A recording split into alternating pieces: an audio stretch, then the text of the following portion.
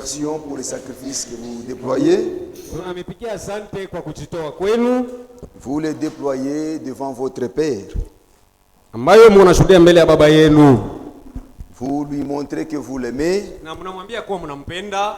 Et vous lui montrez que vous avez de la confiance en lui. Et lui, Dieu, il est juste. Il ne peut pas oublier chaque acte que quelqu'un pose en son nom. Croyez cela. Et il le fera. Que Dieu vous bénisse. Nous n'allons pas parler pendant longtemps. C'est depuis le matin que vous êtes déjà ici. Nous allons parler un peu là. Et si Dieu nous faisait encore grâce, les dimanches, nous allons pouvoir clôturer. Je vous invite à pouvoir vous lever. Nous lisons notre lecture du jour. C'est dans Matthieu chapitre 5. Commençons à partir du verset 43. Vous avez appris qu'il a été dit, tu n'aimeras pas, tu aimeras ton prochain. Et tu haïras ton ennemi. Mais moi je vous dis, aimez vos ennemis, bénissez ceux qui vous maudissent. Nous allons verset 43. Soyez donc parfaits, comme votre Père Céleste est parfait. Seigneur, nous venons de lire cette portion de la parole.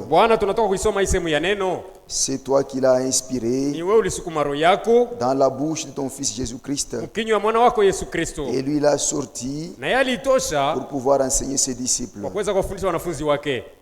Cette parole nous sert d'enseignement à nous-mêmes aujourd'hui.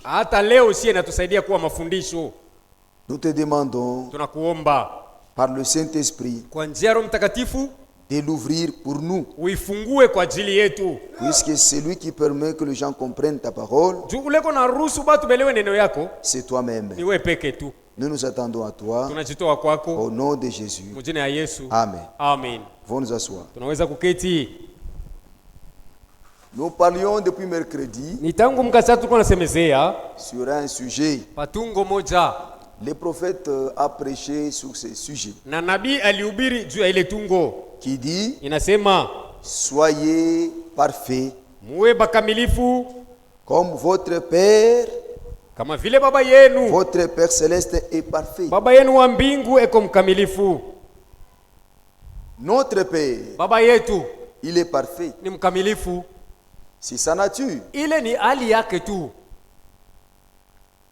Il est saint.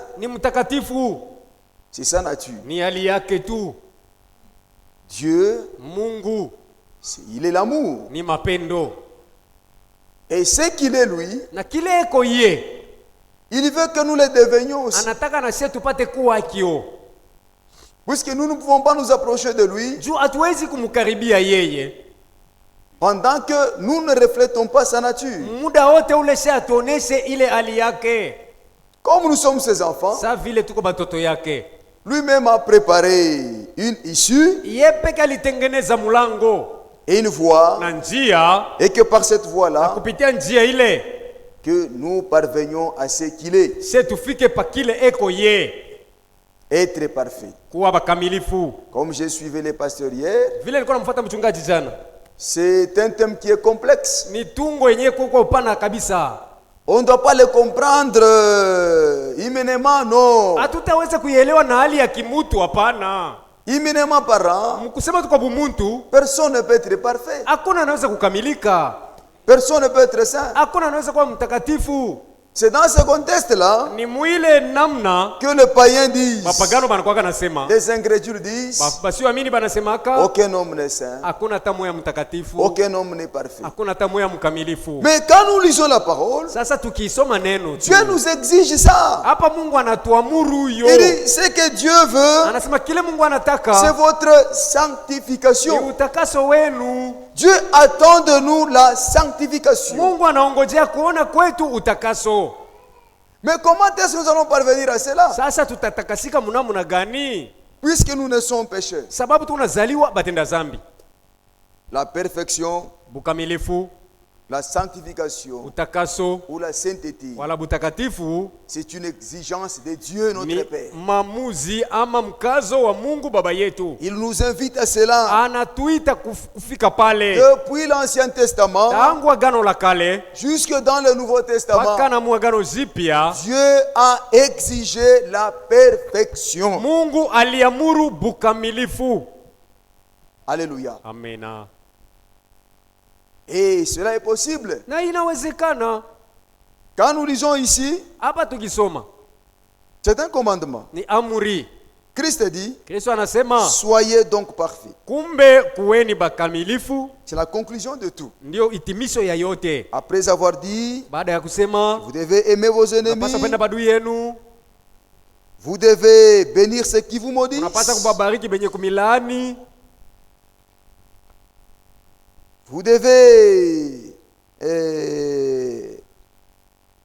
faire toutes ces choses. Mnapaswa kufanya mambo yote haya. En conclusion, na hitimisho tu, il nous dit, anatuambia, il dit aux disciples, aliambia wanafunzi, soyez donc parfaits. Kumbe muwe bakamilifu. C'est le thème sur lequel nous sommes en train de parler. Ndio tungo ambayo tunasemezea hapo. Amen. Amen.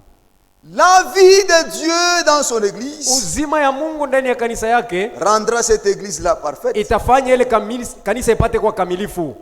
La vie de Dieu dans ses enfants, uzima ya Mungu ndani ya bake batoto, rendra ses enfants parfaits. Itabafanya batoto yake kuwa bakamilifu. Ils vivront comme leur père. Bataishi kama baba yabo. Ils vivront comme la parole le veut. Bataishi vile neno inataka.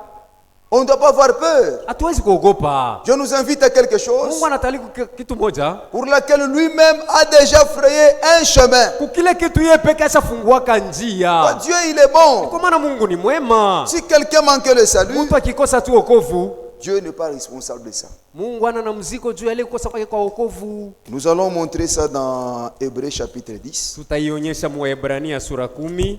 Paul dit quelque chose en rapport avec ça. Paulo anasemezea kitu kenye kuambatana na hii. Il nous montre, anatuambia par l'esprit de Dieu, kwa njia ya roho ya Mungu, comment nous devons parvenir à ce que Christ a dit. Ngisi gani tunaweza kufika pa kile Kristo alisemaka. Christ dit, maana Kristo anasema, soyez parfaits, weni bakamilifu, comme votre Père céleste est parfait. Sawa vile baba yenu wa mbingu ni mkamilifu. Ceci ne concerne point les païens. Hii haihusu bapagano, mais ça concerne les chrétiens. Inahusu bakristiani tu. Comment y parvenir? Namna gani ya kufika pa bukamilifu? Disons quelque chose ici. Somemo kitu moja humu. Hébreux 10. Waebrania sura 10. En effet, basi la loi qui possède une ombre de bien à venir, sheria yenye kuchunga uvuli ya bile bitakavyokuja, et non l'exacte représentation des choses. Sio kitambulisho kamilifu kia bitu. Ne peut jamais par le même sacrifice sheria haiwezi kamwe kupitia sadaka ile ile qu'on offre perpétuellement, ambayo inatolewa kila wakati, chaque année, kila mwaka, amener les assistants à la perfection. Kufikisha bale bashiriki pa bukamilifu. Alléluia. Amen. Je vous ai dit que nous sommes passés d'un ancien régime nilemeba kusema tushakupita wakati ya zamani au nouveau régime. Kupita kufika kwa agano jipya. Selon Romains 7. Ni kufuatana na Warumi sura 7. L'ancien régime, hii agano ya kale, c'est l'ancienne alliance. Ni agano ilitungwa zamani que Dieu a conclu ambayo Mungu alitunga avec le sang des animaux. Na damu ya banyama. Puisque Dieu savait toujours que l'homme il est faible. Maana Mungu alijua kama mwanadamu yeye ni mzaifu tu. Il ne marcherait pas toujours correctement. Hata tembea musawa kabisa. Il va lui arriver de violer la loi. Inaweza kumfikia anavunja sheria. Mais Dieu voulait quand même que l'homme s'approche de lui. Ila tu Mungu alipendaka mtu apate kumkaribia. Il a sorti la loi. Alitosha sheria selon laquelle l'homme devrait se conduire. Kupitia ile sheria mtu alipaswa kujiongoza nayo. Puisque l'homme devrait toujours adorer Dieu, maana mtu alipaswa mpaka kumwabudu Mungu. Il lui a préparé aussi quelque chose alimtengenezea tena kitu kingine qui lui permettrait d'arranger ses forfaits. Kile kitamruhusu mtu apate kutengeneza yake makosa. La loi de Dieu ni sheria ya Mungu a exigé les sacrifices. iliamuru sadaka. Alléluia. Amen. Et cette loi-là de l'Ancien Testament, na hii sheria ya mwagano la kale, tout ce qu'elle disait là, vyote sheria ilikuwa nasema, selon Paul, kuona kwa Paulo et selon l'Esprit de Dieu, na kupitia Roho wa Mungu, c'était l'ombre de bien à venir. ilikuwa ni uvuli ya mapicha ya vile vitu vitakuyaka mbele. Tout ce que la loi disait là, vyote Torati ilikuwa nasema. La loi permettait que quelqu'un amène un sacrifice. Torati ama sheria iliruhusu mtu apate kutoa sadaka. Lorsqu'il arrivait à pécher, à briser un commandement. Ikimufikia anavunja amri ama anatenda zambi. Lorsqu'il commettait adultère par exemple. Akitenda busherati kwa mfano. Il volait par exemple. Kwa mfano anaiba. Il tuait par exemple. Anaua kwa mfano. La loi, sheria, accordé à cet homme-là ilimruhusu le mtu d'amener un sacrifice kuleta sadaka devant les sacrificateurs. Mbele ya mkuani. On pouvait prendre ces sacrifices-là, na baliweza kuchukua sadaka ile, l'immoler, kuichinja, pour que le sang coule, kusudi damu ivuye, et que ce sang puisse couvrir les péchés de cet homme-là. Na ile damu ya mnyama ifunike zambi ya ule mtu. Lorsque cela se faisait, l'homme était réintégré dans la communion avec Dieu.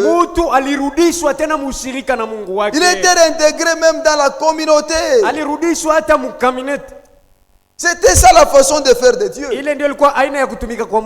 Alléluia. Amen. Mais bien que cela se faisait, il n'y avait pas de puissance dans la vie de la bête qui pouvait retourner sur l'homme afin de le purifier complètement. Mais bien que l'homme faisait ça, les désirs du péché restaient toujours dans le cœur de l'homme. Et bien ce qui se faisait là, c'était une représentation d'un véritable sacrifice qui devrait être présenté une fois pour toutes pour ôter les péchés et même les désirs du péché dans le cœur de l'homme. Alléluia. Amen. Donc dans l'Ancien Testament, tout ce qui se faisait là, ça ne pouvait pas amener l'homme à la perfection. C'est ce que Paul est en train de dire ici.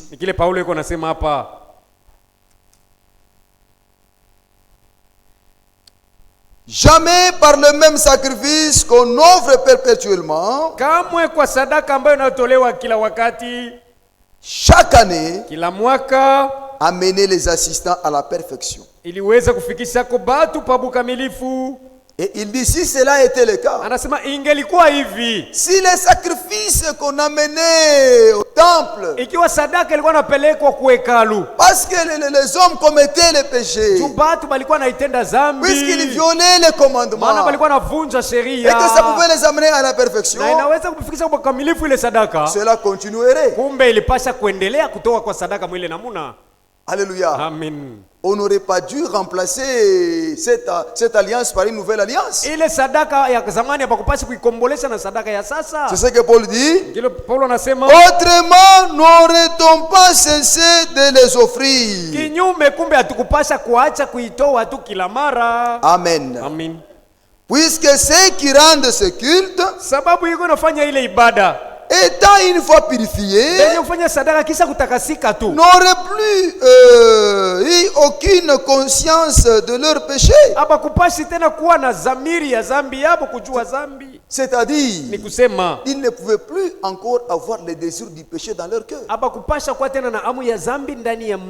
Mais bien qu'ils offraient les sacrifices, les désirs du péché étaient toujours dans leur cœur. Mais le souvenir des péchés est renouvelé chaque année par ces sacrifices. Car il est impossible que le sang de taureau et des boucs ôte les péchés. Amen. Alléluia. Ah oui. Donc on ne peut pas parvenir à la perfection par les œuvres de la loi. C'est pratiquement impossible. Le sang de l'animal Dans ce sang-là, ndani ya damu ile ya nyama, il y a la vie. muko uzima ndio. Pourquoi Dieu n'a pas voulu qu'on consomme le sang? Ni kwa maana Mungu hakutaka tupate kula damu. Puisque la vie est dans le sang. Sababu uzima uko ndani ya damu. Et que la vie est sacrée. Na uzima ni takatifu. Ça doit retourner à l'auteur de la vie. Inapasha kurudia kwa mwenye alileta uzima ule. Dieu est sage, frère. Mungu ni mwenye hekima bandugu. Il n'y a pas de rapport entre la vie animale et la vie humaine. Katikati ya damu ya kibinadamu na ya damu ya nyama hapana mapatano pale. Alléluia. Amen. C'est pourquoi il n'y avait pas assez de puissance. Ni kwa maana mkoa uwezo kabisa pour que la vie animale ili uzima ya nyama qui sortait après effusion de sang ile ilikuwa natoka kisa kumwangika kwayo, et que ce sang jouait le rôle de couvrir les péchés que l'homme commettait. Na ile damu ilikuwa inafanya kazi ya kufunika dhambi ile mwanadamu alikuwa anatenda. Cela le retournait néanmoins dans l'adoration avec Dieu. Ila tu ile kazi ilikuwa inamrudisha mtu mumabudu na Mungu wake. Mais ça ne pouvait pas débarrasser l'homme de son péché. Lakini haikuweza kumtosha mtu kule dhambi na kutaka kwa dhambi. Puisque la vie animale était inférieure à la vie humaine. Maana uzima ya nyama ilikuwa chini ya uzima ya mwanadamu. Alléluia. Amen. Est-ce que c'est pour ça qu'il fallait prendre peut-être un homme? Je ni juu ya ile tulipasha kumbeba mtu fulani. Qu'on le livre comme sacrifice. Bamtoe sawa sadaka. À la place de celui qui a commis le péché. Pahali Paule mwenye mtu alifanya dhambi. Mais ça ne pouvait pas marcher non plus. Habikuweza hata kuendeka. Puisque tous étaient condamnés dans le péché. Bote walikuwa wenye kuhukumiwa ndani ya dhambi. À cause d'une même transgression. Kwa ajili ya kuvunja kwa sheria moja tu. Celle que Adam a commise. Ambayo Adam alitendaka. Il nous a vendus tous au péché. Bote alituzisha kuzambi. C'est pourquoi en matière de perfection, mambo yanahusu bukamilifu, à laquelle Dieu nous invite, kule Mungu anatualika, personne ne peut y parvenir. Hakuna anayeweza fika hapo de par ses propres œuvres. Kwa makazi yake mwenyewe. Ce n'est pas le mérite d'un homme. Sio mastahili ya mwanadamu. Non. Hapana. Il faut croire Jésus-Christ. Inabidi tu kumwamini Yesu Kristo. Et c'est ce que nous appelons la grâce. Na nile tunaita tu neema. Être parfait. Kuwa kamilifu. Vous n'allez pas y parvenir de vous-même. Hautaweza bukamilifu wewe pekee. Non, c'est difficile. Ni kigumu kabisa, ni shida. Mais nous y parvenons. Lakini tuko naweza par la voie que Dieu a inaugurée pour nous. Kwa njia ambayo Mungu alitufungulia. Donc tel que nous sommes ici. Kumbe sasa vile tuko hapa devant Dieu. Mbele ya Mungu. Nous sommes parfaits. Amen. Tuko bakamilifu. Alléluia. Oui. C'est comme ça, frère. Si vous croyez réellement, vous êtes passé par le calvaire. Vous comprendrez que Dieu vous a fait grâce de lui ressembler. Puisque vous avez la vie de Dieu en vous. Vous allez accomplir la volonté de Dieu. Et vous devenez parfait. Et en le devenant, vous allez aussi les manifester. Il ne s'agit pas de dire que nous sommes parvenus à la perfection. Mais nous vivrons autrement. C'est pourquoi le Seigneur a dit, aimez vos ennemis. Priez pour ceux qui vous persécutent. Puisque vous êtes parvenus à la perfection, ces choses ici, vous les ferez. Ce n'est pas vous qui le faites, mais c'est la vie de Dieu en vous qui produit la perfection. Que Dieu soit loué. C'est comme ça que Dieu fait des choses. La perfection à laquelle Dieu nous invite, nous ne pouvons pas y arriver par notre intelligence. Vous arrêtez vous-même de fumer. Vous arrêtez vous-même de boire. Vous comparez peut-être votre vie à la vie de quelqu'un d'autre. Vous voyez que lui est faible dans certaines choses. Il fait des choses mauvaises que vous ne faites pas, alors que vous le dépassez. Ce n'est pas ça, frère. Nous sommes parfaits par le sang qui a coulé, le sang de son fils Jésus-Christ. La Bible illustre quelque chose ici. C'est pourquoi les gens qui observent encore l'Ancien Testament, Ils sont vraiment en retard. Ceux qui ne consomment pas les cochons, ceux qui ne consomment pas les milongues, ils sont vraiment en retard. Sont vraiment en retard. Ces choses-là, c'était l'ombre des bien à venir. Quand Christ est venu dans le monde, c'était l'accomplissement de toute la loi. La réalité n'était pas dans les ombres, mais la réalité s'est faite en Jésus-Christ. La sanctification par Jésus-Christ. La perfection par Jésus-Christ. En dehors de lui, pas de sanctification, pas de perfection. Nous allons lire quelque chose ici pour pouvoir illustrer ça. Quand vous comprenez ces choses comme ça, vous serez seulement humble dans le royaume. Vous allez réaliser que tout ce que je suis, c'est la grâce de Dieu. Vous n'allez pas vous vanter. Vous serez seulement humble. Puisque vous n'avez rien mérité. Un seul a mérité. Jésus-Christ. Lui a pris notre place. Écoutez quelque chose ici. Je pense que c'est notre Seigneur qui a enseigné. Lui, il a enseigné comme Dieu. C'était des paroles très fortes, frère. Nous sommes au verset 9. Il dit encore cette parabole. Quel chapitre? En vue, Luc 18, 9. En vue de certaines personnes se persuadant qu'elles étaient justes. Et ne faisant aucun cas des autres. Amen. Amen. Deux hommes montaient au temple pour prier. En matière de salut, en matière de perfection, en matière de la vie chrétienne, moi je ne peux pas comparer ma vie à celle de Frère Chansa. On doit s'observer soi-même.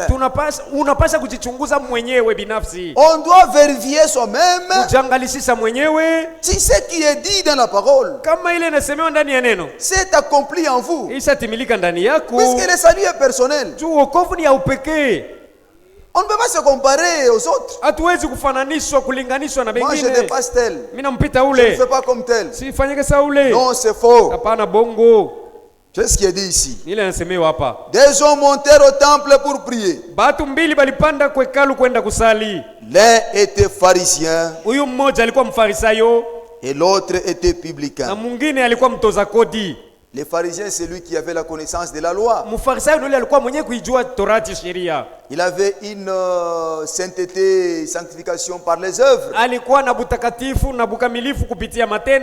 Et il montrait par là que c'est la sanctification qu'il a arrachée de lui-même. Et ce qui contredit les Écritures.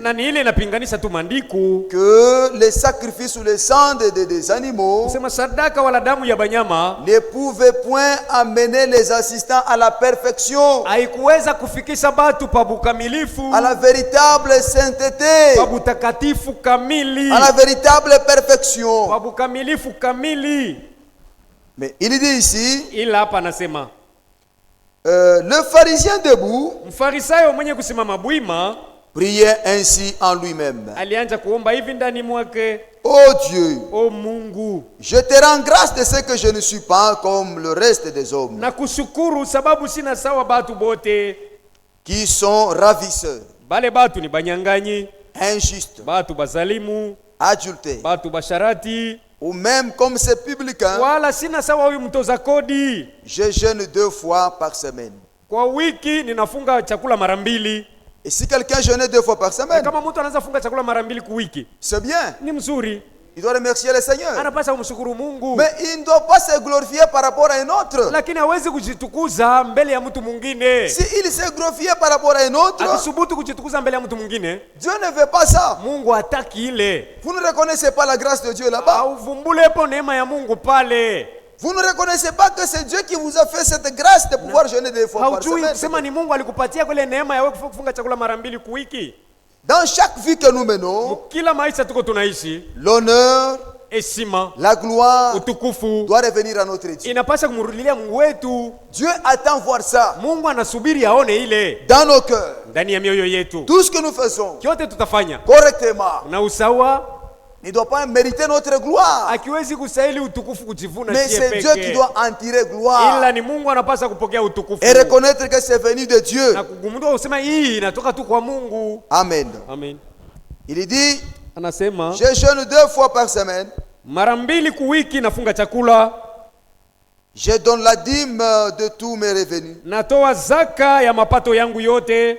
C'est comme ça que lui priait. Ni nini namna Farisayo alikuwa anaombaka. Les publicains se tenant là à distance, huyu mtoza kodi alisimama kule mbali, n'osait même pas lever les yeux, akusubutu hata kuinua macho, mais il s'est frappé la poitrine en disant, lakini alijipika mkifua anasema, oh Dieu, o Mungu, sois apaisé envers moi, nione kwa huruma, je suis un pécheur. mimi mtenda zambi. Je vous le dis, ninataka kusema, celui-ci descendu dans sa maison, huyu mtoza kodi alirudia kwake justifié, mwenye kuhesabiwa haki plutôt que l'autre, kuliko mfarisayo. car quiconque s'élève, sababu yoyote anajipandisha, sera abaissé, atashushwa, et celui qui s'abaisse, na yote anashuka, sera élevé. atainuliwa.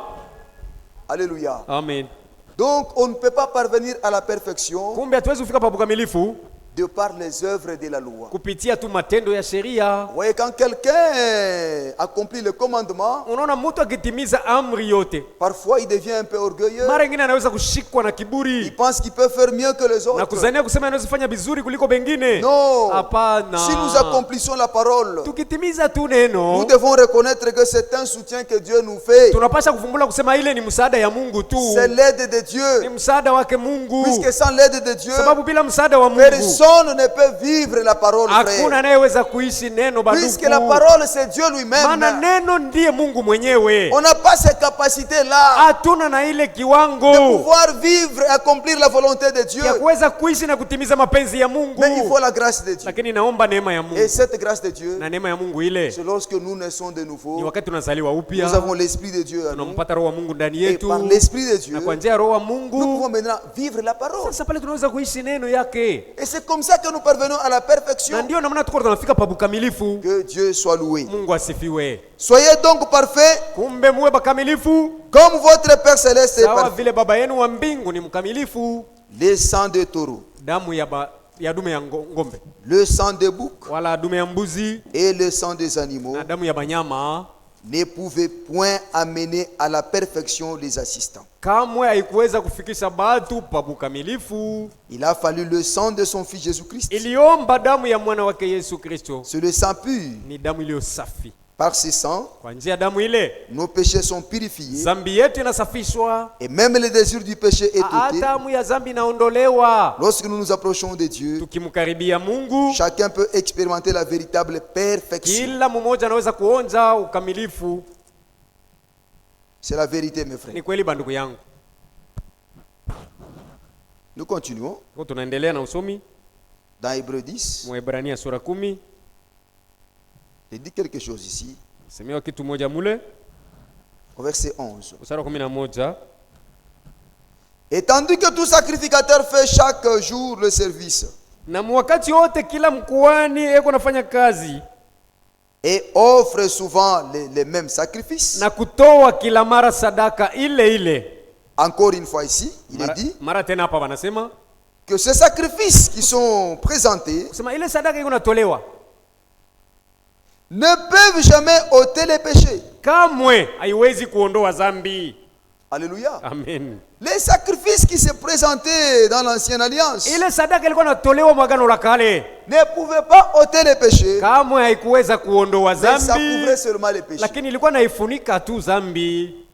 En d'autres termes, Sema namna nyingine, ça couvrait les péchés. ilikuwa nafunika zambi Le désir du péché restait toujours dans le cœur de l'homme. na kutaka kwa zambi ndani ya moyo wa mtu kulibakia mpaka Il n'y a que le sang de Jésus-Christ. Ni paka tu damu ya Yesu Kristo. C'est le sang le plus puissant. Ndio damu ya uwezo yote. Le sang supérieur. Damu ya juu kabisa. À celui des animaux. Kuliko ya banyama. À celui des hommes. Kuliko ya batu bengine. Puisqu'ils sont nés dans le péché. Sababu bote balizaliwa ndani ya dhambi. Pur. Damu safi. Sans défaut. Bila makosa. Qui a la puissance. Yenye kuwa na uwezo. D'ôter même les désirs du péché. Kuondoa hata kutaka kwa dhambi.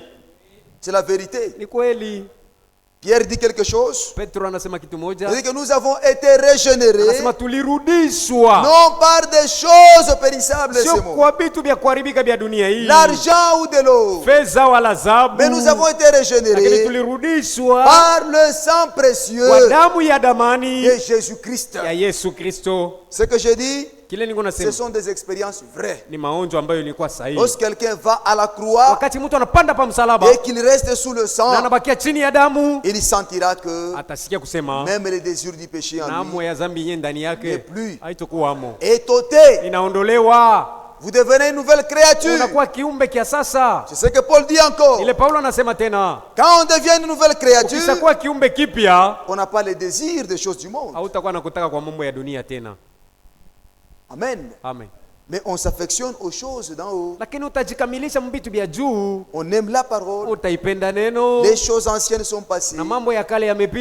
Quelles sont ces choses-là? L'amour du monde, les désirs du péché.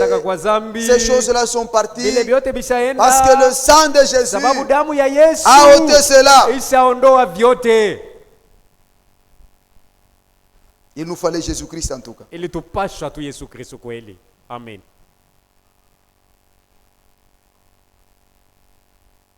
Lui, après avoir offert un seul sacrifice pour le péché,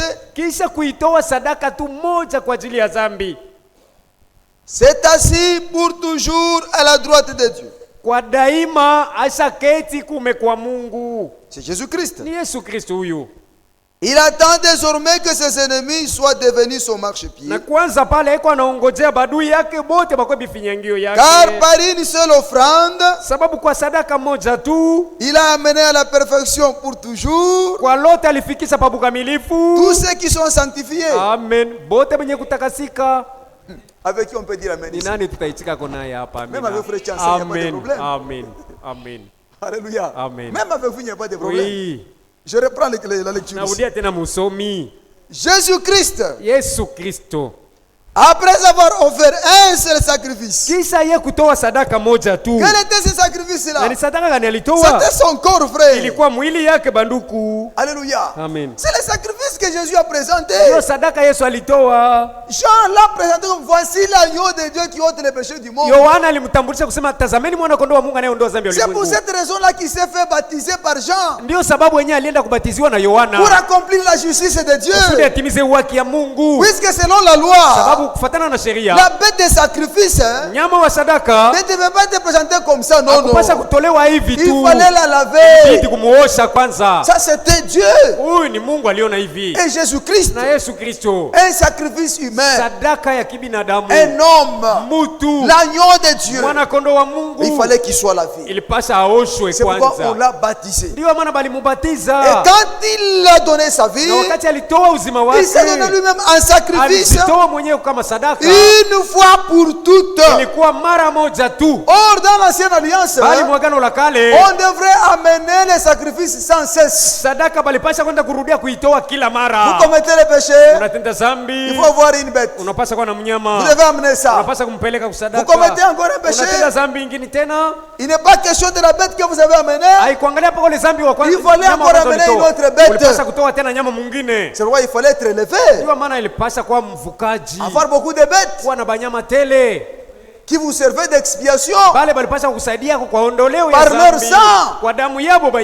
Alléluia. Amen. Et si quelqu'un ne pouvait pas manquer la bête, il fallait qu'il ait même acheté ça. Chaque fois, il fallait faire ça. Et même après chaque année, les souverains sacrificateurs, selon la loi, il offrait aussi un sacrifice pour ses propres péchés et les péchés du peuple.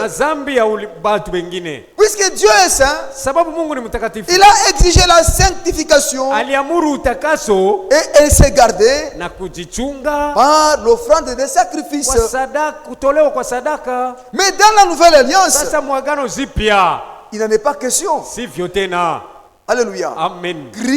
Kristo en tant que sacrifice, sawa sadaka, il s'est offert une seule fois pour toutes. alijitoa mara moja tu. Après avoir offert un seul sacrifice pour le péché, baada ya kutoa sadaka tu moja kwa ajili ya dhambi, il s'est assis pour toujours à la droite de Dieu. Kwa daima anaketi kuume kwa Mungu. Il attend désormais que ses ennemis soient devenus sur son marchepied. Na kwanza pale sasa anaanza kuchunga badui yake afinyange kumiguu yake. Car c'est par une seule offrande. Sababu ni kwa sadaka moja tu. Il a amené. Alifikisha. Qui a amené? Ni nani alifikisha? Christ. Kristo. Il a amené à la perfection. Alifikisha pa bukamilifu. Et pour toujours. Na kwa lote ceux qui sont sanctifiés. Bale benye kutakasika. Amen. Amen. C'est ce que le Saint-Esprit nous atteste aussi. Ndiye kile Roho Mtakatifu tena anatuhakikishia. Car après avoir dit, sababu kisha kusema, voici l'alliance. Angalieni agano que je ferai avec eux. Ambayo nitafanya nabo. Après ces jours-là, kisha masiku yale, dit le Seigneur, anasema Bwana, je mettrai mes lois dans leur cœur. Masheria yangu nitaitia ndani ya mioyo yabo. Dans la première alliance, mwagano ya kwanza, Dieu a permis à Moïse, Mungu alimruhusu Musa, de mettre par écrit, kuandika sur les tables de pierre, pa maubao ya mawe, les commandements, amri, la loi de Dieu. torati ya Mungu. Et ainsi on pouvait les lire sur des pierres. Na vile balipasha kusoma ile sheria pa mawe. Et que le peuple écoutait ça. Na taifa inasikia. Alléluia. Amen. Mais dans cette nouvelle alliance, sasa huyu agano zipya, il est dit, inasemewa, après cela, baada ya yale, dit le Seigneur, Bwana anasema, je mettrai mes paroles dans leur cœur. Tawekaka maneno yangu ndani ya mioyo yabo. Et je les écrirai dans leur esprit. Na natayandika mu maro yabo. Et il ajoute, anaongeza, je ne me souviendrai plus de leurs péchés. Amen. Sitokumbukaka tena mazambi ni yabo. de leur iniquité. Wala uovu wabo. Amen. Amen. C'est un grand mystère. Hii ni siri kubwa. C'est ça même la sagesse de Dieu. Dieu hata hekima ya Mungu. Lorsque Dieu sauve quelqu'un, wakati Mungu anaokoa mtu, et que ce quelqu'un écoute les paroles, na ule mtu anasikia neno ya Mungu, ces paroles-là yale maneno vont anasikia rester dans son cœur. itabakia ndani ya moyo wake. Et Dieu prend son Saint-Esprit, Na Mungu anabeba Roho Mtakatifu il wake, le place dans son cœur. anamtia ndani ya moyo ya ule Et le mtu. Saint-Esprit Na huyu Roho Mtakatifu lui rappelle, même s'il arrivait qu'il oubliait, ataanza kumkumbusha hata akifika le kusahau. Saint-Esprit fera ce travail-là de vous rappeler toujours les paroles que vous écoutez. Roho Mtakatifu atafanya kazi ya ukumbusho ya maneno ambayo unasikia kila mara. Même quand vous êtes seul là, Hata wakati utajikuta le peke, Saint-Esprit en vous Roho Mtakatifu ndani vous yako rappelle. anakukumbusha. Ici, Unasema hapa, ton Dieu dit ça. Mungu wako anasema hivi. Ton Dieu qui t'a sauvé, Ule walikuokoa il dit ça. anasema hivi. Amen. Amin. Il te rappelle les paroles Anakukumbusha maneno qui doivent rester dans ton cœur. ile inapaswa kubakia ndani ya moyo wako. Et quand Dieu nous pardonne, Na wakati Mungu anatusamea, il jette dans la mer de l'oubli na zambi anaitupa mubari ya kusabu vos péchés mazambi yako et nos péchés, na mazambi yetu, sans pour autant s'en souvenir. bila tena kuyakumbuka. C'est une grâce ça. Si ni neema ile, C'est un privilège. ni fazili. Vous devez croire ça Unapasa kuamini pour hiyo parvenir à la perfection. ufike pa bukamilifu. Si vous ne le croyez pas, Ukikosa kuamini, vous ne parviendrez pas à la perfection. hautafika pa bukamilifu. Et l'enlèvement, Na c'est pour kunyakuliwa les gens qui vont atteindre la perfection. ni kwa bale batafika pa bukamilifu. Que notre Dieu soit loué. Mungu wetu asifiwe. Quand je lisais, Wakati nilikuwa nasoma, Frère Branham explique une chose. Il dit ndugu Branham anafasiria kitu moja, anasema hivi. on arrête à quelle heure? 30. À 30? Oui. À 16h30? Oui, oui. Merci beaucoup. Il dit quelque chose, il dit, Anasema kitu moja hivi. il était sorti dans un restaurant là pour manger. Alitokaka mgawa mwa fulani anaenda kula. Frère, le sang de Jésus est plus puissant pour nous, frère. Banduku, damu ya Yesu kwetu ni ya uwezo kabisa. Ndiyo. C'est la parole de la foi. Ndiyo neno ya imani hii. Ça agit. Iko inatumika. Quelqu'un qui croit réellement de tout son cœur, Ule ça, mwenye anaamini na moyo wake ça va wote se hii. manifester, frère. Inapasha kuonekana banduku. Ça va se manifester. Inapasha kuonekana. Ce ne sont pas des histoires qu'on raconte, non, Haina non. tumadisi iko nafasiriwa hapa Ce sont des hapana. expériences vraies. Haya ni maonjo ya Il dit kweli. il était sorti dans un restaurant là manger. Anasema siku moja alienda mgawa kwenda kula. Il arrive dans le restaurant là. Anafika ndani ya mgawa ule. Et là, il y avait des gens qui jouaient de l'argent comme les billards que nous avons ici. Or qu'en Amérique là, leur loi condamnait la pratique des choses pareilles. Ces gens qui jouaient à de l'argent étaient censés protéger leur pays. Mais ils ont violé la loi de leur pays. Et il a constaté que quelque part encore, au fin fond là de la salle, il y avait des jeunes gens qui étaient ivres. Et il y avait de la musique mondaine du genre américain. Le genre que le prophète appelle le rock and roll. Ici chez nous on peut appeler ça comment? Rumba ou tout ce que vous pouvez appeler là.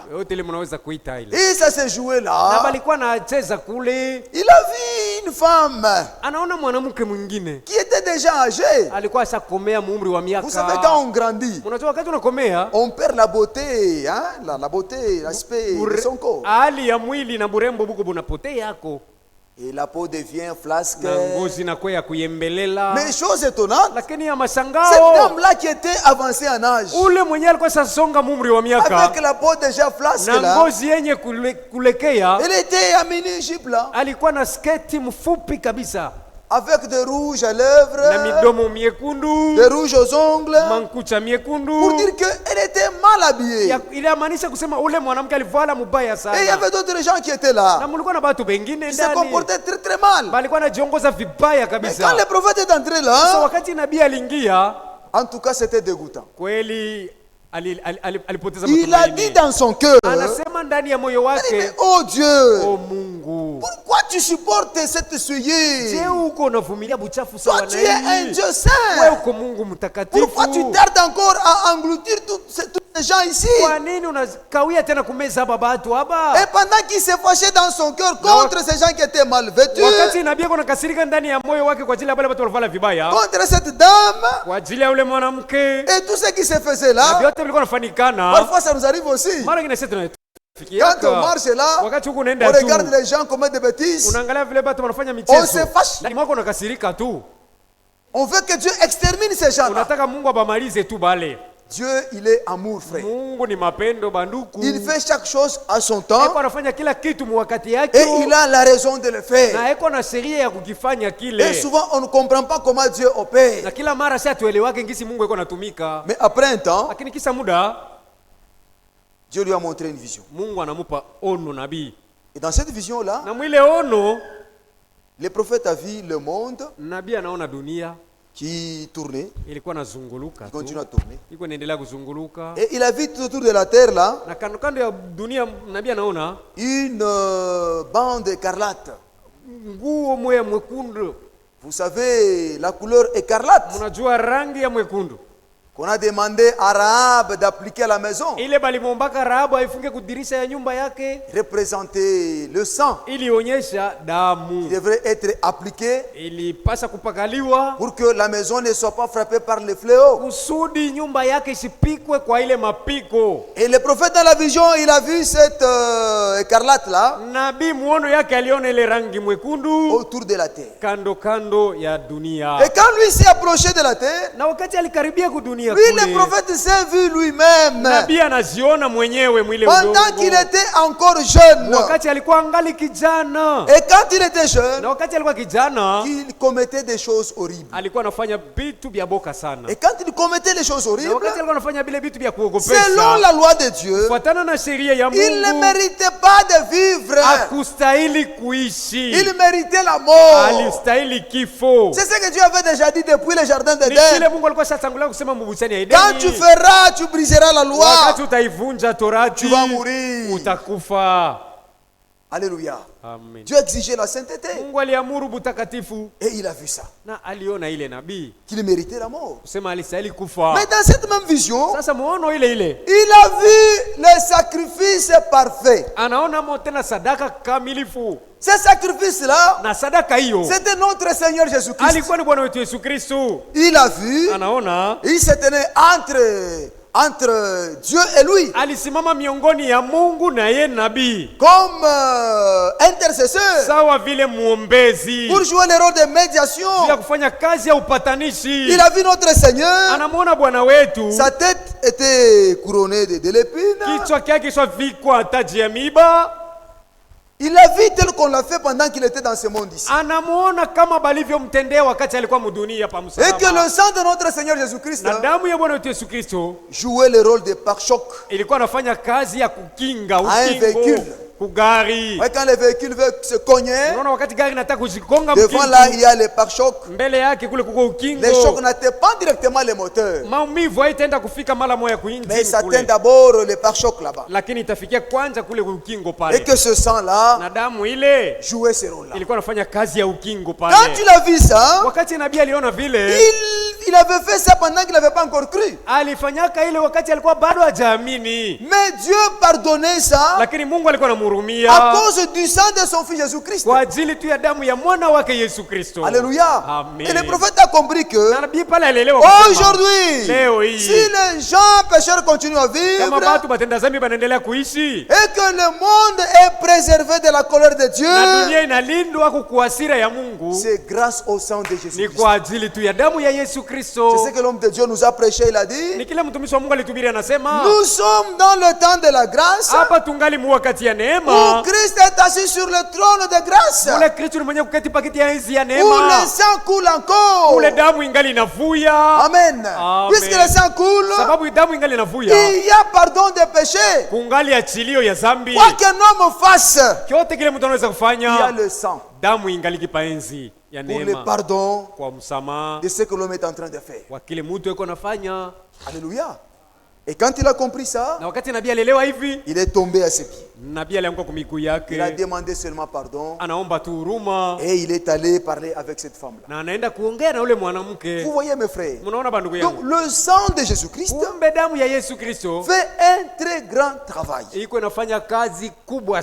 Pendant que le monde pêche, Dieu dans son exigence est déterminé à détruire ce monde. Les gens bivent, les gens commettent adultère, ils font du n'importe quoi. Ils pensent que Dieu n'est pas là. Si Dieu était là, il aurait détruit le monde. Mais c'est à cause du sang de Jésus-Christ. Dieu ne voit pas tout ce qui se passe dans ce monde. Mais le sang de son fils empêche de voir tout ça. Et c'est le sang de son fils qui arrête la colère de Dieu. Quand le trône de grâce sera changé en trône de jugement, et que sur le trône il n'y aura point de sang. En ce temps-là, il n'y a rien qui arrêtera la colère de Dieu. Le monde paiera pour tous ces crimes. Le monde paiera pour tous ces crimes. C'est la grâce. Alléluia. Donc dans l'Ancien Testament, le sang de taureau ne pouvait pas amener les assistants à la perfection. Dieu, lui, comme il donnait ces choses-là, comme une représentation de vraies choses, il a su qu'au travers du sang de Jésus-Christ, le sang précieux, lorsque l'adorateur adore Dieu sous ce sang-là, il est amené à la perfection. Dans son cœur, il n'y a aucun désir du péché. Pendant qu'il était encore pécheur, maintenant qu'il est devenu sauvé, point de désir.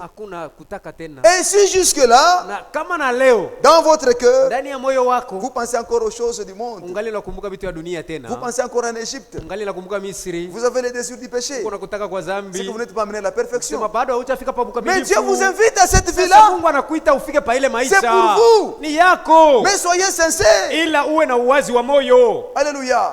Soyez sincères. Pour terminer, vous savez, dans l'Ancien Testament, ce sont des choses difficiles à expliquer. Ni vitu vigumu kufasiria Mais je crois que vizuri. c'est la vérité. Lakini nadhani kusema ni kweli. Dans l'Ancien Testament, Mwagano la kale, lorsque quelqu'un commettait un péché, wakati mtu alifanya kosa, vous savez comment ça se faisait? mnajua vile walikuwa wanafanya? Il amenait avec lui Alianza kubeba naye pamoja son sacrifice. sadaka yake, C'est le bouc au ndume ya mbuzi ou l'agneau. au mwana kondoo, Et avant de le sacrifier, na mbele ya kumtoa ule mnyama on lui demandait de mettre sa main sur la bête. balianza kumuomba ule mkosefu aweke mkono wake juu ya ule mnyama. Cette bête-là était innocente. Ule nyama hakuwa na hatia, hakuwa na kosa lwake. C'était une bête innocente. Ni nyoka hakuwa na hatia, nyama hakuwa na hatia. La bête n'était pas coupable. Nyama hakustahili hukumu, Mais Dieu a exigé lakini Mungu aliamuru qu'il y ait un substitut. kusema pakwe kile kitakombola. Très bien. Les substituts à la place de Dieu coupable. Kile kitamkombola ule alitenda zambi. Dieu est sage. Mungu ni mwenye hekima. Et l'homme là mettait la main sur la bête. Na huyu mkosefu ndiye alikuwa anatia mikono yake juu ya ule mnyama. Il confessait ses péchés. Anaanza kukiri makosa yake. C'était sérieux. Hapakuwa michezo. Et pendant qu'on égorgeait la bête, Na wakati balikuwa namchinja ule nyama, il sentait comment la bête se débattait. huyu mkosefu alianza kusikia vile nyama iko anajitupa Vous le voyez tupa. même quand vous immolez un coq, vous voyez ça, Unaona non? kata wakati unamchinja jogoo. Ça bouge, puisque la vie Jogoo quand elle sort, anatenkaka c'est sababu wakati uzima unatoka hapana pas michezo. facile. Haina kiepesi. Et les cris lamentables qui sont poussés par la bête. Na malalamiko ya maombolezo ambayo mnyama iko nalia. Bête se débat, il se débat, Haiko il se débat. anajitupa, Après un anajitupa. temps, Kisha muda la vie est sortie. uzima inatoka Lui ndani yake. mettait Ye ule sa main mtenda là-bas. zambi ashatia mikono yake juu Et ya ule il comprenait mnyama. que c'est moi qui ai mérité cette mort. Na kusikia kusema ni mimi alipasha kufa paifazi. Et lorsque le sang Na jaillissait, wakati damu ilikuwa ça namwangika, pouvait le toucher. iliweza hata kumugusa, Et Dieu pardonnait. na Mungu alikuwa anamsamea. Il y repartait. Anarudia anaenda. Néanmoins, il fallait qu'il puisse compatir à la douleur que l'animal ressentait. Ila tu huyu mtenda zambi alipasha kushiriki kwa ile buchungu nyama alikuwa anasikia. Aujourd'hui, nous ne pouvons pas manger une bête que nous avons égorgée de nous-mêmes. Leo hatuwezi tena kula nyama ule ulijichinjia tu mwenyewe. Puisque ça fait mal. Tu biko binaumiza moyo. Ça fait pitié. Binaleta huruma. Alléluia. Amen. Maintenant, dans la nouvelle alliance, Sasa mwagano c'est zipya. comme ça qu'on invite les pécheurs. Namna banamuita huyu mtenda zambi. Vous devez d'abord vous rendre conscient de votre mal. Kwanza unapasha ujue bubaya bwako. Oui. Ndio. Et réaliser que ça, ce n'est pas bien. Na kuvumbula kusema sio vema. Vous avez mérité la mort. Ulistahili Mais kufa. quelqu'un d'autre a pris votre place. Ila mtu mwingine anaibeba fazi yako. Est-ce que vous allez rire, frère? Pale utakuwa nacheka tena. Vous allez jouer. Utafanya miza. Je pense que ça va vous toucher. Nazania kusema bitakugusa kumoyo. Puis c'est un innocent Sababu ule yeye ana nakosa. qui va prendre votre place. Anaenda kuibeba fazi yako tu. Jésus-Christ. Yesu Kristo. Il est né sans péché. Yeye alizaliwa bila zambi. La façon dont on l'a traité, Namna balimtendea. c'est cette façon-là que toi et moi avons mérité d'être Ni traités. sie bale balistahili kutendewa vile. C'était normal selon Dieu. Kwa Mungu bilikuwa sawa kabisa. Mais lui a pris votre place. Lakini yeye Bwana Yesu alibeba fazi yako. Il a pris ma place. Anaibeba fazi yangu. Je pense quels sentiments vont-ils s'élever de votre cœur? Nazania ni mania kanitainuka ndani ya moyo Quand wako. vous vous approchez de cette façon-là, Wakati utakuwa nakaribia mwile avec des namuna sentiments de culpabilité, na mania ya hukumu ndani, je pense que le sang de Jésus aura de l'impact dans votre vie. nazania kusema damu ya Yesu itafanya kazi ndani ya maisha yako. Il ne s'agit pas de quelqu'un qui rit, Aiangalie tu mtu anacheka. qui ne comprend même pas pourquoi est-ce qu'on doit prendre l'engagement. Asielewa hata ni juu ya nini anapaswa kubamba mpango. Vous acceptez seulement pour accepter, Unaitika tu juu ya pour kuitika. plaire à votre invité. Mpendeze ule Vous ne alikuita. sentez rien dans votre Ndani âme. ya nafsi yako usikie kitu. Ne forcez rien. Usikazirishe Si tu vous, vitu. vous ne sentez rien dans votre Kama cœur, ndani ya moyo wako pendant umefanikana que la kitu. parole est prêchée, Wakati neno unahubiriwa, restez frère. tulia tu ndugu yangu. L'invitation est donnée aux gens Mwaliko unapewa kubatu. qui sentent que vraiment le fardeau est devenu difficile. Bale banasikia kusema huyu muziko unakuwa muzito. Venez vous tous qui êtes fatigués et chargés. Njoni mwe bote benye kulemewa na muziko. Je vous donnerai du repos. Na nitamipa mapumziko. Le sang de Jésus Damu ya Yesu doit agir dans ces gens. inapasha kutumika ndani ya batu bavile. Et le Seigneur va vous bénir. Na pale Bwana atakubariki. Vous serez un homme saint, Utakuwa mtu mtakatifu, un homme sauvé, mwenye kuokoka, qui n'a plus le désir du mwenye péché. ana na hamu ya dhambi tena. Et vous êtes amenés pour toujours à la perfection. Na kwa daima unafikishwa pa bukamilifu. Vous allez expérimenter votre perfection pale utaonja bukamilifu yako du jour au jour. Siku kwa siku. Et vous marchez de perfection en perfection. Utatembea bukamilifu ndani ya bukamilifu. D'amélioration en amélioration. Kuboreshwa ndani ya kuboresha kwingine. De sanctification en sanctification. Utakaso ndani ya utakaso ingine. Ce n'est pas que nous sommes ramenés à la perfection par notre Seigneur Jésus-Christ. Demain ou bien demain, on me trouve dans les bars. Non. Ici il est dit, on nous amène à la perfection pour toujours. Pour toujours. Voyons un peu, je peux relire ça. Que Dieu soit loué. Ce n'est pas ce que nous voyons aujourd'hui. Il attend désormais que ses ennemis soient devenus son marchepied. Car par une seule offrande, il a amené à la perfection pour toujours ceux qui sont sanctifiés. Quand quelqu'un rencontre le Seigneur, expérimente le salut, c'est pour toujours. Amen. Amen. Il n'est pas question de rentrer encore dans les souilles. 2 jours après, vous marchez un peu. Vous rentrez encore dans les souilles. Non. Dieu sauve une fois pour toutes. Il vous amène à la perfection pour toujours. Jusqu'au jour où l'enlèvement aura lieu. Que Dieu soit loué. Et pendant que nous expérimentons ces choses, c'est alors que s'accomplit ce que Jésus a dit. Aimez vos ennemis. Alléluia. Priez pour ceux qui vous maudissent. Ou priez pour ceux qui vous persécutent. C'est une vie pour les gens qui ont été amenés à la perfection par le sang de Jésus. Et c'est une expérience vraie. Cela n'est pas demandé seulement à nous. Cela est demandé à tout chrétien. Et Christ l'a montré lui-même. Je termine là-bas. Dans Luc chapitre 23. Mambo ya Mungu kubien sana. Les choses de Dieu sont vraiment bonnes. Haina kutufundisha masomo. C'est pas nous enseigner les études. Ni mambo ya bushima ya Mungu, frère. C'est la vie de Dieu, mes bien-aimés. C'est lui qui nous a appelés saints. Il est fidèle. Il le fera lui-même. Et nous allons comprendre pourquoi est-ce que Dieu parfois tarde à agir à nous. Puisque nous n'avons pas encore expérimenté ce qui nous concerne. Lisons un peu quelque chose ici. Luc 23. Est-ce que je peux trouver ça? 26. Comme il a mené, ils prirent un certain Simon de Cyrène qui revenait des champs, et ils le chargèrent de la croix pour qu'il la porte derrière Jésus.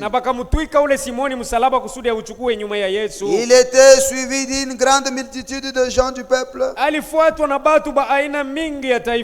des femmes qui se frappaient la poitrine et se lamentaient sur lui. Jésus se tourna vers elle et dit, filles de Jérusalem, ne pleurez pas sur moi, mais pleurez sur vous-même et sur vos enfants, car voici des jours viendront. Voyons, allons, verset 30. Alors ils se mettront à dire aux montagnes, tombez sur nous. On conduisait en même temps deux malfaiteurs qui devaient être mis à mort avec Jésus. Lorsqu'ils firent arriver au lieu appelé Crâne, ils le crucifièrent là, ainsi que les deux malfaiteurs, l'un à droite, l'autre à gauche. Alléluia. Amen. Ce que Jésus avait enseigné à ses disciples, il l'a vécu ce jour-là ici, dans les Écritures. Alléluia. Amen. Quand nous prêchons, c'est une vie que nous transmettons. Il a dit, aimez vos ennemis. Il a dit, priez priez pour ceux qui vous persécutent. Ce qu'il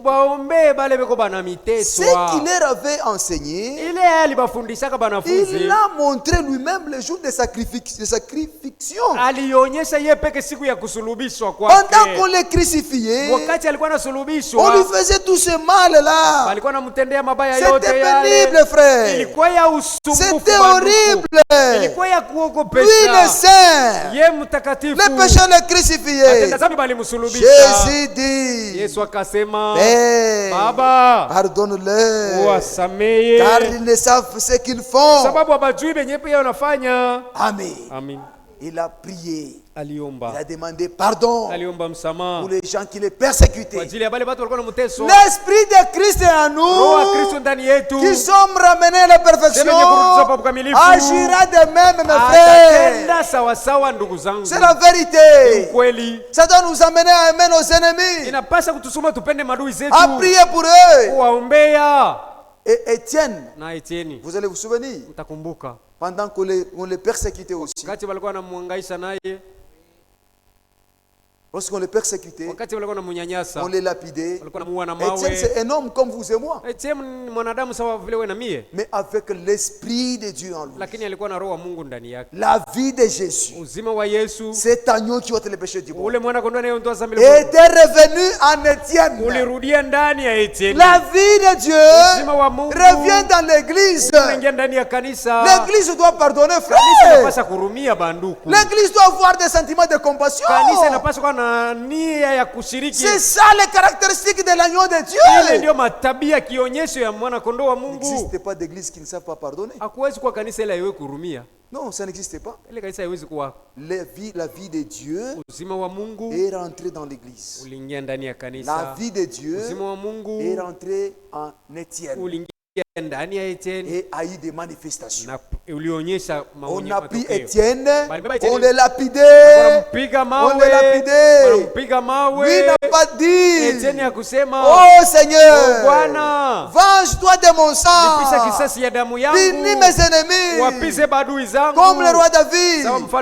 Non, il est dit, Père, il dit, je vois les cieux ouverts, le Fils de Dieu à la droite. Et il dit, Père, ne leur impute point ses péchés. Que Dieu nous bénisse. Je pense que ça peut nous interpeller, nous tous, nous sommes chrétiens, qui sont ramenés à la perfection. Et cette perfection doit se manifester aussi par l'agissement de l'Esprit de Dieu dans nos vies.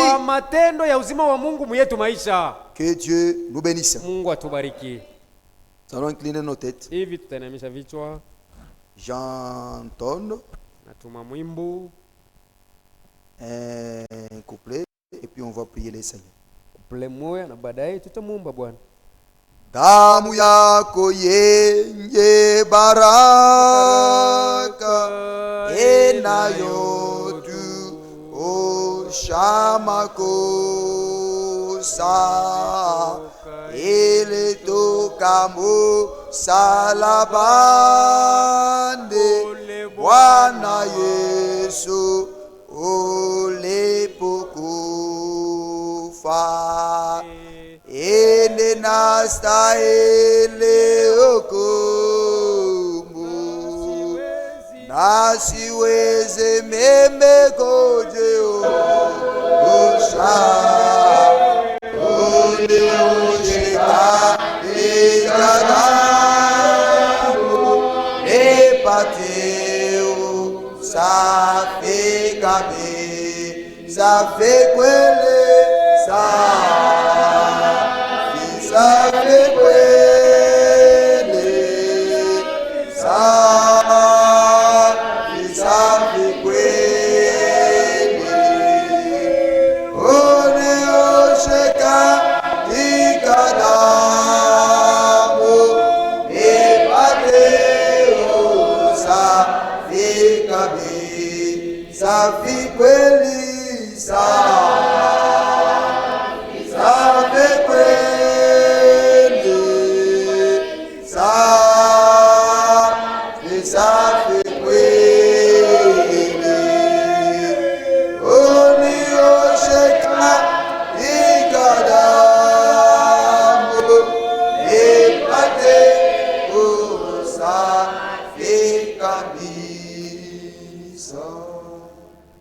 allez demander à votre père utamwomba baba yako que Père, kusema baba, tu m'exiges la perfection. unaniamuru ukamilifu. Moi je suis né dans le péché. Mimi nilizaliwa zambini, Je n'ai pas cette capacité-là sina na uwezo ile d'atteindre la ya perfection. kufika pa ukamilifu, Mais je crois, lakini naamini, j'accepte naitika à les sacrifices ya sadaka que tu m'as envoyés, ambayo ulinitumia Jésus-Christ. Yesu Kristo. C'est par lui que je parviendrai à la perfection. Ni kwa njia yake nitafika pa ukamilifu. Je crois de tout mon cœur. Naamini na moyo wangu wote, Je suis conscient najua vizuri que ma nature n'est pas bonne. kusema tabia yangu sio nzuri, Je désire une nouvelle nature. natamani tabia mzuri. Je crois, Seigneur.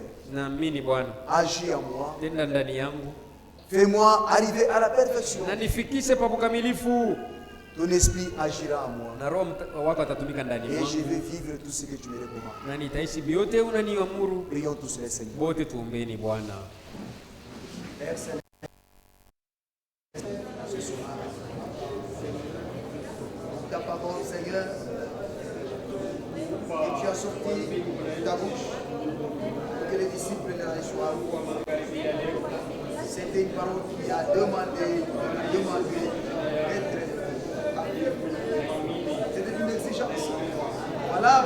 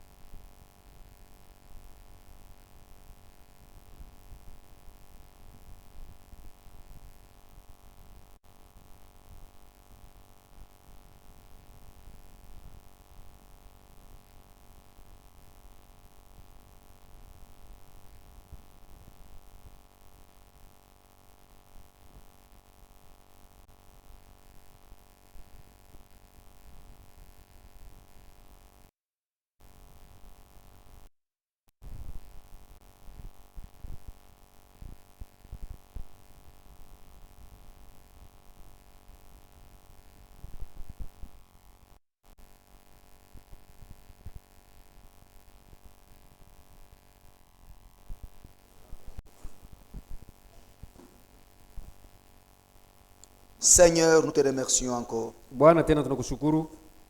Ta parole pour nous c'est un trésor. Kwetu neno yako ni mali. C'est une grande consolation, Père. Ufariji kubwa Baba. Chaque fois que nous l'écoutons mara yote tukisikia et que nous la comprenons, na tunaielewa, elle nous soulage beaucoup, Seigneur. Inatufariji kabisa Bwana. C'est une solution à tous les problèmes. Ni jibu kwa matatizo yote. Ta parole, c'est une solution neno yako ni jibu aux transgressions qui ont été commises dans le jardin d'Éden. kuvunja kwetu kwa sheria kulitendekana mu bustani ya Edeni. Parce que l'homme était condamné. Il a mérité cela. Mais dans ta parole, Seigneur, tu as pourvu d'un agneau pour pouvoir remettre encore l'homme qui a péché dans la communion avec toi. C'est là que nous voyons ton amour, Père. C'est là que nous voyons tes compassions. Puisque tu ne permets pas que tes enfants meurent. Oh Seigneur, merci pour ça. Nous avons mérité la mort, mais tu as pourvu un moyen pour nous retourner à la vie éternelle que tu as donnée à notre Père. Et cette voie, c'est le sacrifice de Jésus-Christ.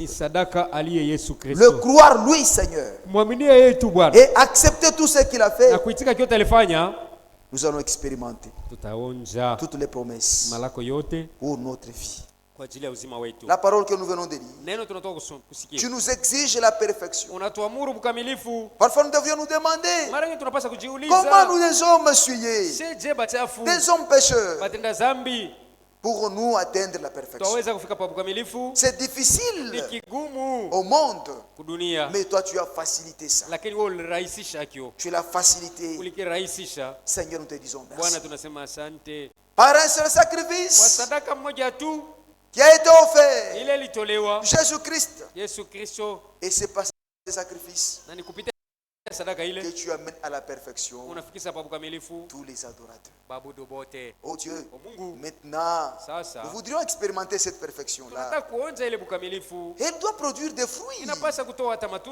Oui, nous voyons ici que ceux qui ont été ramenés à la perfection, ils ont fait preuve de l'amour, l'amour véritable. Ils ont prié pour leurs ennemis. Ils ont pardonné les gens qui les ont persécutés.